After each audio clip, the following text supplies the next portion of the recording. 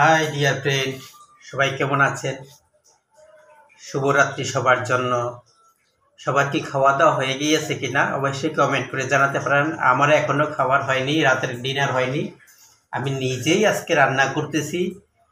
এই তো চুলাতে এখন ভাত বসিয়েছি, ডিম সিদ্ধ দিয়েছি, আলু ভর্তা করব। বাসাতে কোনো লোক নেই, একা একাই রান্নার চেষ্টা করতেছি, তারপরে খাবো।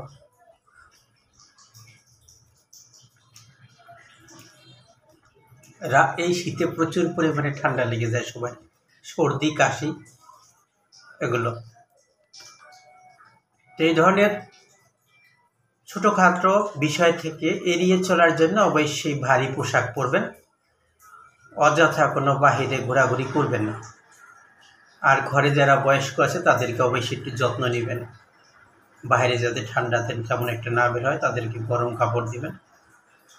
আর অবশ্যই আরেকটি বিষয় মনে না বললেই না, এই ঠান্ডাতে প্রচুর পরিমাণে কমলা খাবেন, তারপরে মালটা, এগুলো ঠান্ডা থেকে অনেকটা উপকার, কারণ সর্দি কাশি এগুলো দূর করতে অনেকটা ভিটামিন সি এর অনেক বেশি কাজে লাগে, তাই অবশ্যই কমলা খাবেন। ধন্যবাদ সবাইকে।